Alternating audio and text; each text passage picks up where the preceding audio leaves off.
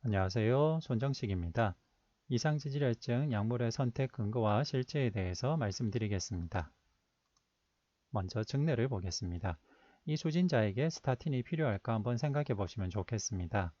55세 남자이시고 토탈 콜레스테롤은 200, HDL 콜레스테롤은 40, LDL 콜레스테롤은 128입니다. 그리고 수축기 혈압은 136이고 흡연자는 아니시고 당뇨와 고혈압의 과거력은 없으시고 조기 심혈관계 질환의 가족력은 없으신 분이십니다. 이분은 스타틴이 필요하신 분이실까요? 한번 생각해 보시면 좋겠습니다. 증례 2번입니다. 63세 남자 환자시고 고혈압 약을 복용 중이시고 비흡연자이십니다. 혈압은 136에 85, 토탈 콜레스테롤은 220, HDL 콜레스테롤은 40, LDL 콜레스테롤은 130입니다. 당뇨는 없으시고 조기 심혈관계 질환 가족력은 없으시고 비만하신 분입니다. 이분에게 스타틴 또는 아스피린 치료가 필요할까요? 네, 이분이 건강검진을 받으셨는데 카로티드 도플러에서 칼시파이드 아스로마가 발견되었고 시그니피컨트한 스테노시스는 없는 상태였고요. 코로나리 CT 안조에서도 칼시파이드 플락이 발견되었고 30% 미만의 스테노시스가 발견되었고 칼슘 스코어링은 118 정도 나왔습니다. 이렇게 아스로마와 플락이 발견되었는데요. 그렇다면 이분은 아스피린 또는 스타틴 치료가 필요하신 상태일까요? 한번 생각해 보시면 좋겠습니다.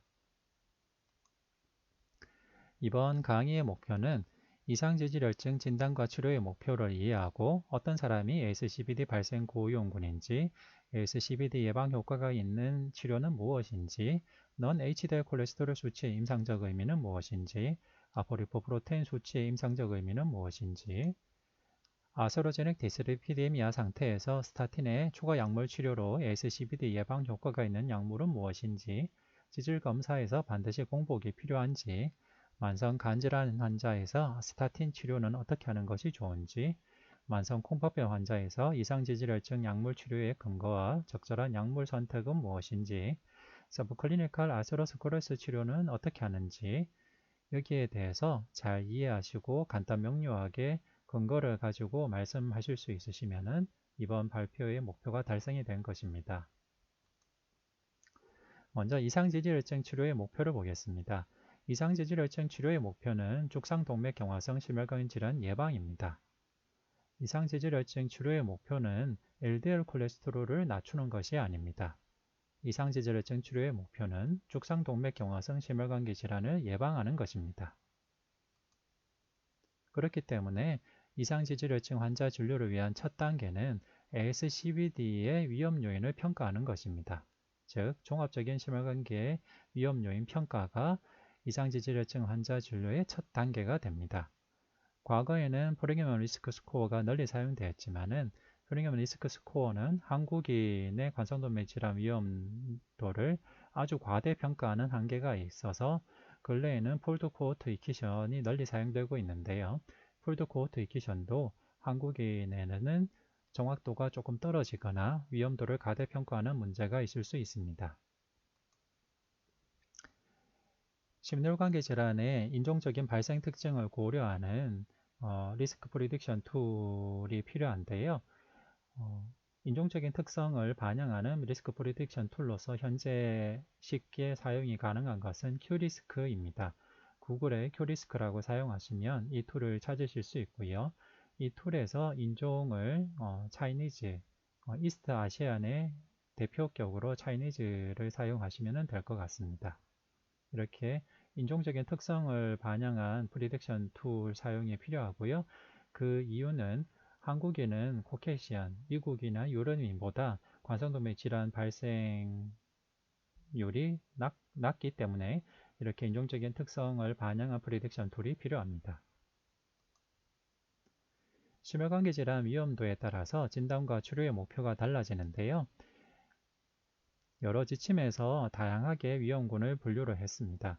일반적으로는 주요 위험인자가 없으면 저위험군, 주요 위험인자가 있지만은 10년 ASCVD 위험도가 10% 미만이면 중등도 위험군, 주요 위험인자가 여러 개 있으면서 10년 ASCVD 위험도가 10에서 20% 정도면 고위험군, 그리고 이미 ASCVD를 앓으셨거나 10년 ASCVD 위험도가 20%가 넘거나 당뇨나 CKD가 있으면서 주요 위험인자가 동반이 되거나 이형 접합 가족성 고콜레스테롤 혈증이 있는 경우에는 초고위험군, 그리고 이미 ASCVD가 있으면서 진행성이거나 당뇨 CKD가 동반된 ASCVD이거나 한 경우에는 익스트림 리스크, 이렇게 분류가 되고, 위험도가 높아짐에 따라서 LDL 콜레스테롤을 더 철저하게 조절하고, 그와 함께 넌 HDL 조절 목표와 아포리포프로테인 B의 조절 목표도 같이 제시하고 있습니다. 2019년 유럽 지침을 보면 베리 하이, 하이, 모더레이트, 로 이렇게 분류를 했고요. 베리 하이 리스크는 표적장기 손상이 동반된 당뇨거나 아니면은 위험인자가 여러 개 있는 당뇨를 베리 하이 리스크 그룹으로 분류했고, 이런 경우에는 LDL 콜레스테롤의 조절 목표를 55 미만으로 권고하였습니다. 2013년 ACC/AHA 가이드라인이 지금까지 널리 사용되는 지침의 근본적인 프레임을 제시한 가이드라인입니다. 여기서 제시한 논거를 잘 숙지하는 것이 이상지질혈증 지침을 이해하는 데 큰 도움이 되는데요. 이상지질혈증 치료의 궁극적인 목표는 LDL 콜레스테롤 감소가 아니라 ASCVD 예방이다. 그리고 ASCVD 예방 효과가 증명된 약물 치료는 스타틴이고, 따라서 스타틴을 LDL 콜레스테롤을 감소시키는 약으로 보는 것이 아니라 ASCVD 예방약이라는 관점에서 봐야 된다. 그리고 스타틴으로 ASCVD 예방 효과를 기대할 수 있는 고위험군을 찾아내서 적절한 강도의 스타틴을 처방하자가 2013년 ACC/AHA 가이드라인의 핵심 문구가 되겠습니다. 이렇게 스타틴을 사용해서 ASCVD를 예방할 수 있는 근거가 있는 고위험군을 그룹 4가지로 분류를 했고요.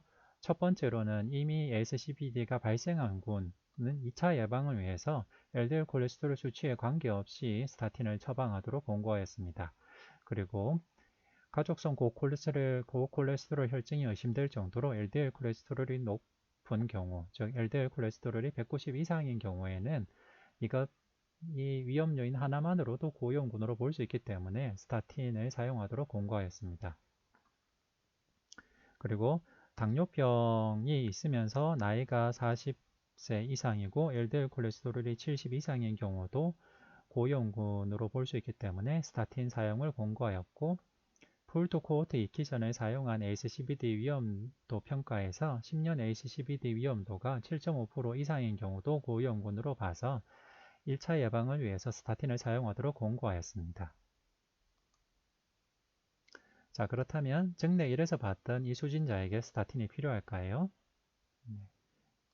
이수진자의 위험 요인 정도를 폴드 코호트 익히션에 한번 넣어 보겠습니다.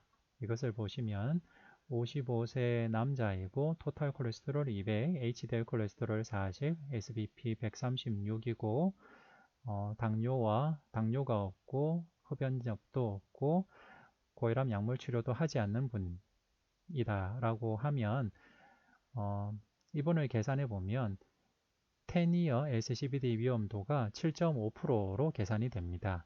즉 이번의 위험도만을 봤을 때는 고위험군이라고 생각하기 어렵겠지만은 의외로 이분을 폴드 코호트 익히션으로 위험도 평가를 해보면 10년 ASCVD 위험도가 7.5%가 나오는 고위험군으로 분류가 됩니다. 따라서 ASCVD 진료 지침에 따르면 이분도 모더레이트 투 하이 인텐시티 스타틴 치료를 받아야 되는 것으로 나오는데요. 사실 아까 증례 1번 환자분을 봤을 때 스타틴 치료가 필요한 분이다 라고 생각하기는 어려우셨을 겁니다. 하지만은 이분을 폴드 코호트 익히션으로 사용하면 10년 ASCVD 위험도가 7.5%가 나오기 때문에 좀 놀라셨을 수도 있겠습니다. 이렇게 의외로 많은 분이 폴드 코호트 익히션을 사용하면 스타틴 치료를 받아야 되는 고위험군으로 분류가 되게 되는데요. 그래서 한 연구에서 한국인을 대상으로 기존의 ATP3 가이드라인에서 공고하는 스타틴 약물 치료 권고군과 2013년 ACCAH의 가이드라인에서 공고하는 스타틴 약물 치료 권고군을 비교한 연구를 했습니다. 2008년에서 2012년 국민건강연령조사 자료를 근거로 이렇게 계산해 보면 40에서 75세 한국인 중에서 ATP3 기준으로 스타틴 권고군은 약 20% 정도인데 2013년 ACC 기준으로는 35%가 스타틴 권고군이고 60세 이상인 분을 대상으로 하면 ATP3 기준으로는 약 30%가 스타틴 권고군인데 2013년 ACC 기준으로 보면 거의 75%가 스타틴 권고군이다 라고 계산이 되었습니다. 즉 2013년 ACC 기준으로 이상지질혈증 치료를 한다면 대한민국 국민에서는 60세 이상인 경우에는 4명 중 3명이 스타틴 치료 권고군에 들어갈 정도로 고위험군으로 평가가 된다는 뜻입니다. 그렇게 이런 것만 보더라도 2013년 ACC 기준에 따른 폴드 코호트 이케이션으로 이상지질혈증 치료로 스타틴 사용을 한다면 너무 과대평가가 될 수 있겠다라는 생각을 하실 것입니다. 따라서 ASCVD의 인종적 발생 특성을 고려한 ASCVD 프리딕션 툴 사용이 꼭 필요한데요. 아까 증내 1번 환자분을 큐리스크3 툴로 평가를 하고 인종을 백인 또는 기타로 놓고 계산해 보면 큐리스크3 툴로도 이번에 10년 ASCVD 위험도가 7.7% 정도 나옵니다. 즉 폴드 코호트 이퀴션하고 거의 유사한 위험도가 나오는 것을 알 수 있는데요. 그런데 이분을 이스트 아시안의 대표격인 차이니즈로 인종을 바꾸고 계산해 보면 약 5.1%가 나옵니다. 즉 인종적인 차이를 반영하는 것만으로도 이렇게 10년 ASCVD 발생 위험도 예측 정도가 달라지는 것을 실제 증례로 볼 수 있는데요. 따라서 인종적인 특성이 반영된 프리딕션 툴을 사용해야 되겠고 현재로서는 인종적 특성이 반영된 프리딕션 툴로서 제일 사용하기 쉬운 것이 큐리스크3 툴입니다.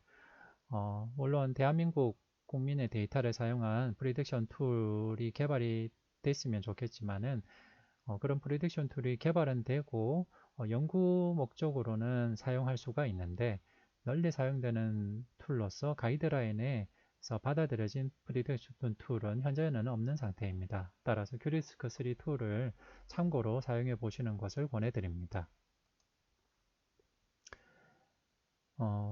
그러면 스타틴은 심뇌혈관 질환 예방을 위해서 사용하는 약인데요.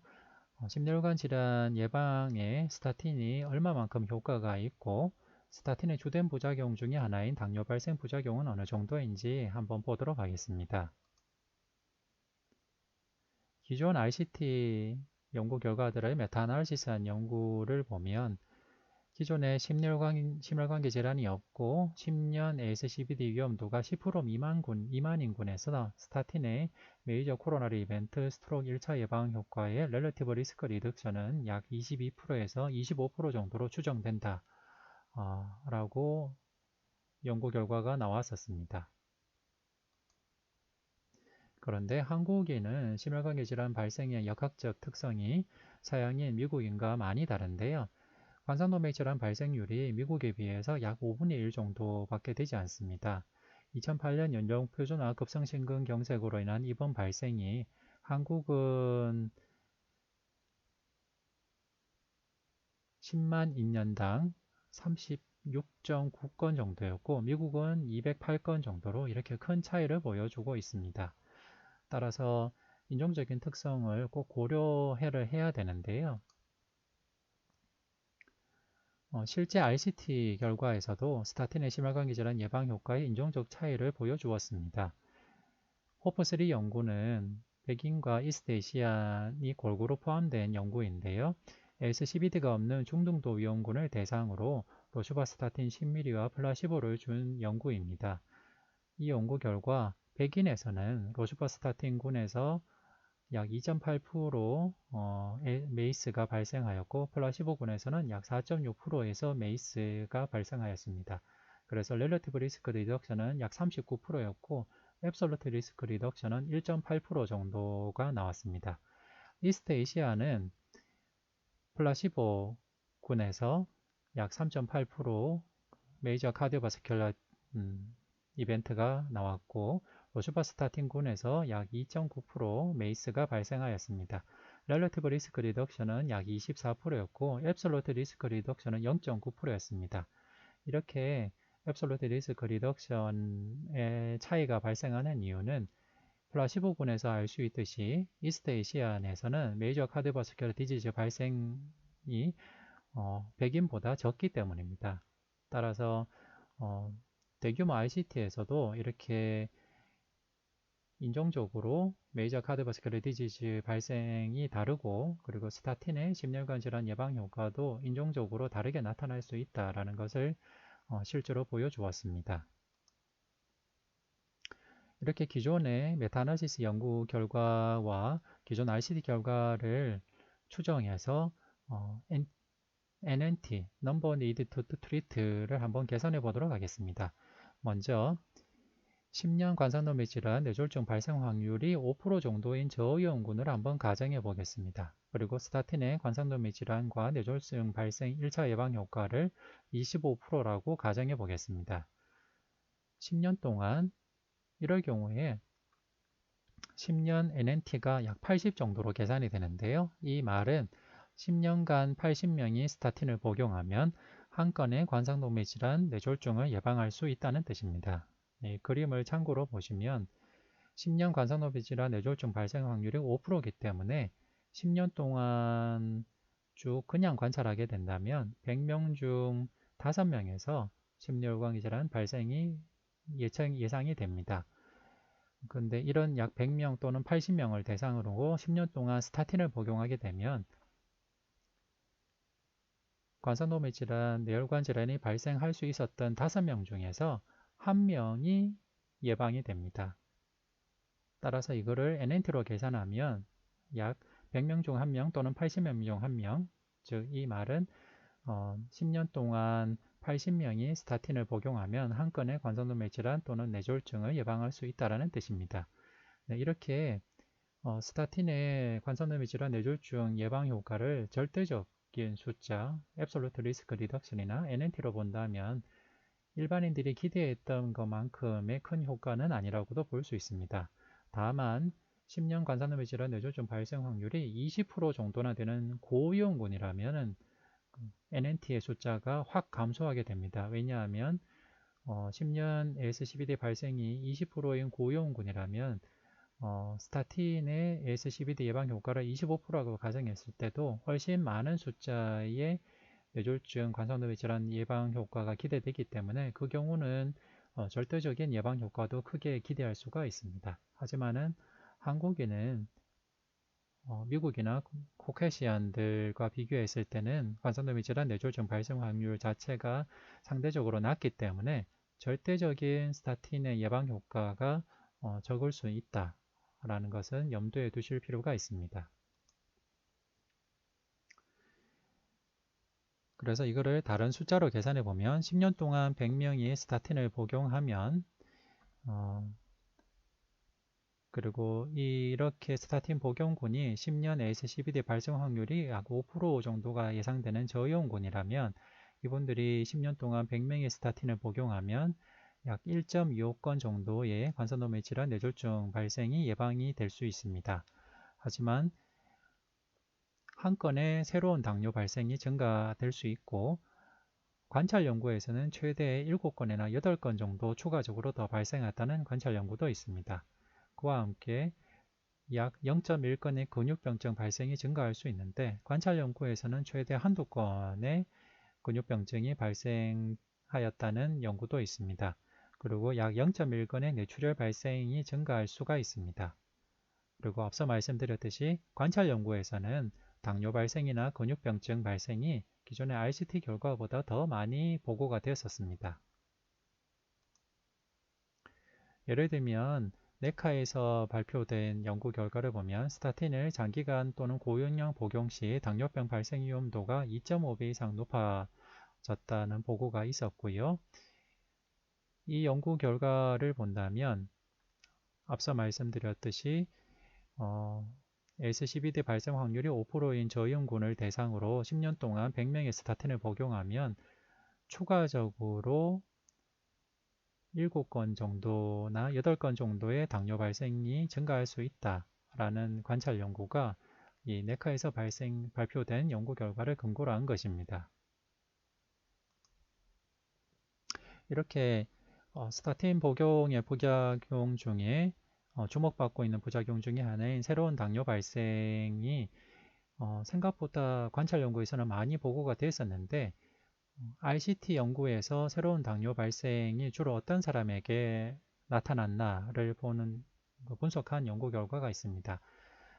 주피터 연구에서는 스타틴 복용 후 새로운 당뇨 발생이 베이스라인에서 공복혈당 장애가 있었거나 비만하거나 이미 프리다이아베티스 상태거나 메타볼릭 신드롬이 있었던 사람한테서 주로 나타났고요. 아톨바스타틴 메타 분석에서도 공복혈당 장애가 있거나 비만하거나 고혈압의 가족 과거력이 있거나 공복 중성 지방이 높은 경우에 새로운 당뇨 발생이 높았습니다. 즉 이 말 뜻은 스타틴 복용 후에 새로운 당뇨 발생을 하시는 분들도 대부분은 이미 당뇨가 생길 수 있는 고위험군이었다는 뜻입니다. 따라서 이 연구 결과에서 시사하는 것은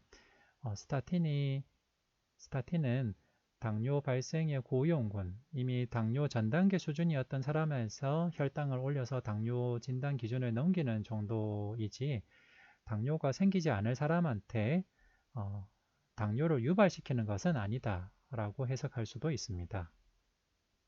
물론 여러 관찰 연구를 보면 대조군보다는 스타틴 복용군의 당뇨 발생이 생각보다 많이 높게 나오기 때문에 과연 스타틴의 당뇨 발생 부작용이 정말로 스타틴 복용 없이도 생기는 당뇨 환자만큼 위험한 것인지 아니면 그 정도는 아니라 단지 혈당만 약간 올리는 정도인지에 대해서는 아직 명확하게 연구 결과는 없는 상태입니다. 하지만은 기존의 RCT 연구 결과를 보면 이미 당뇨 발생 고위험군 상태 또는 당뇨 전 단계인 사람한테서 주로 새로운 당뇨 발생이 생겼다라는 것을 알 수 있습니다. 그리고 스타틴 종류에 따라서 새로운 당뇨 발생의 차이도 보고가 되었었는데요. 우리나라 연구 결과 AMI 환자에서 새로운 당뇨 발생을 비교한 연구 결과 피타바스타틴이 아톨바스타틴이나 로슈바스타틴보다는 현저하게 적게 발생했다라는 것을 알 수 있고 외국에서 시행된 소규모 RCT에서도 피타바스타틴은 당뇨 발생 위험을 증가시키지 않았다라는 연구 결과가 있었습니다. 이렇게 스타틴제의 종류별로도 당뇨 발생 위험도가 다르다는 것을 알 수 있고 피타바스타틴은 새로운 당뇨 발생 부작용은 적은 약으로 생각할 수가 있습니다. 그리고 고려해야 될 것은 대규모로 스타틴을 1차 예방 효과에 사용한 호프3 연구에서는 새로운 당뇨 발생이 로슈바스타틴 10mg과 플라시보군에서 차이가 없었다는 것입니다. 호프3 연구는 앞서 말씀드렸듯이 ASCVD가 없는 중등도 위험군을 대상으로 로슈바스타틴 10mg와 플라시보를 준 연구인데요. 5.6년간 팔로우한 연구에서 유온셋 다이아베티스가 로슈바스타틴군에서는 3.9%, 플라시보군에서는 3.8% 발생했기 때문에 엄격하게 시행된 RCT에서는 그것도 근래에 발표된 1차 예방을 위한 대규모 RCT 연구에서는 로슈바스타틴이 새로운 당뇨 발생을 증가시키지 않았다는 연구 결과도 있었습니다. 따라서 이런 여러 연구 결과들을 종합적으로 생각해서 ASCVD 고위험군인 경우에는 스타틴을 적극적으로 사용하되 혈당은 모니터링할 필요가 있겠고 특히 비만하거나 메타볼릭 신드롬이 있거나 프리다이아베티스 상태인 경우에는 혈당을 좀 더 유심히 보시는 것이 좋겠습니다. 다음으로는 콜레스테롤 수치와 콜레스테롤 파티클에 대해서 말씀을 드리겠습니다. 라이포프로테인은 여러 가지 클래스와 서브 클래스로 나눌 수가 있는데요. 킬로마이크론, VLDL, IDL, LDL, HDL 이렇게 나눌 수가 있고 HDL을 제외한 다른 나머지 콜레스테롤인 킬로마이크론, VLDL, LDL, IDL은 전체적으로 다 아스로스크레스와 관련이 되어 있는 라이포프로테인입니다. 따라서 non-HDL은 토탈 콜레스테롤에서 HDL을 뺀 것이 non-HDL인데요. non-HDL은 전체 콜레스테롤 라이포프로테인 중에서 아스로스크레스를 일으킬 수 있는 라이포프로테인의 총량을 보여주는 아주 간단한 수치입니다. 그래서 non-HDL이 여러 이상지질적인 진료 지침에서 치료 목표로서 제시가 되고 있습니다.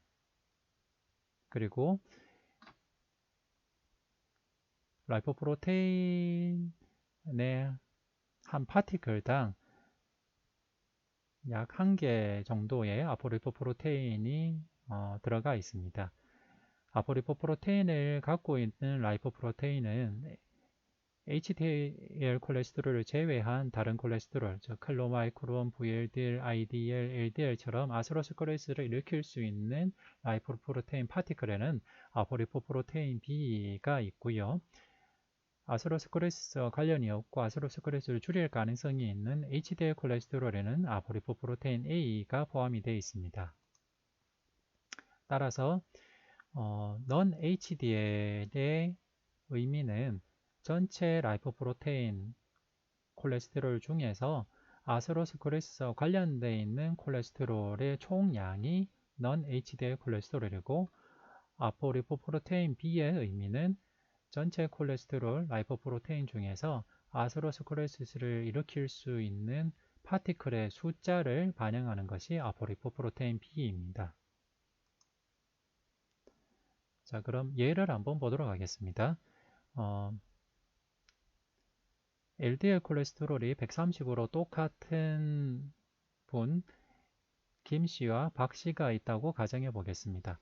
김씨와 박씨는 두 분 다 LDL 콜레스테롤이 130으로 수치는 같습니다. 하지만 김씨는 TG가 90이고 HDL 콜레스테롤이 50이어서 non HDL 콜레스테롤은 148 정도인 분입니다.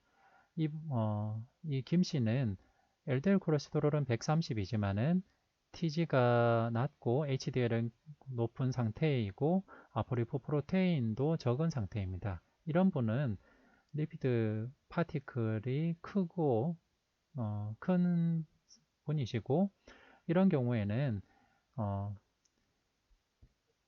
파티클의 크기가 큰 LDL 콜레스테롤은 산화가 잘 되지 않고 엔도셀륨으로 잘 침착이 되지 않기 때문에 이런 큰 LDL 콜레스테롤 파티클은 아스로스크레스를 잘 일으키지는 않습니다. 근데 반대로 이 박씨 이분은 TG가 높고 HDL 콜레스테롤이 낮은 분이시고 이분은 LDL 콜레스테롤이 양은 130mg/dl로 똑같지만은 파티클이 작고 덴스합니다. 이렇게 작고 덴스한 콜레스테롤이고 파티클의 숫자는 많기 때문에 아포리포프로테인 숫자도 많은 상태입니다. 이런 분은 스몰 덴스 LDL 콜레스테롤의 특징을 나타내고 이런 스몰 덴스 LDL 콜레스테롤은 산화가 잘 되고 엔도셀륨의 침착을 잘 하는 특성을 갖고 있기 때문에 아스로스크레스를 잘 일으키게 됩니다. 따라서 LDL 콜레스테롤뿐만 아니라 non-HDL 콜레스테롤과 아포리포프로테인 B도 치료 목표로 제시하고 있는 이유는 LDL 콜레스테롤 총량뿐만 아니라 LDL 콜레스테롤의 크기와 파티클 숫자도 아스로스크레스랑 관련이 있는데 크기와 파티클 숫자를 보여줄 수 있는 것이 non-HDL 콜레스테롤과 아포리포프로테인 B이기 때문입니다. 즉, 아포리포프로테인 B는 아스로제닉 라이포프로테인 파티클의 수를 반영합니다. 왜냐하면 아스로제닉 라이포프로테인 파티클당 1개 정도의 아포리포프로테인이 포함이 되어 있기 때문에 아포리포프로테인은 아스로스크레스를 일으킬 수 있는 라이포프로테인 파티클의 수를 반영하고 이 파티클의 수가 많을수록 스몰 덴스한 파티클일 가능성이 높기 때문에 아스로스크로시스와 더 밀접하게 관련이 되어 있습니다. 그래서 아프리포 프로테인 B를 이상지절증 지침에서 조절 목표로서 제시하고 있습니다.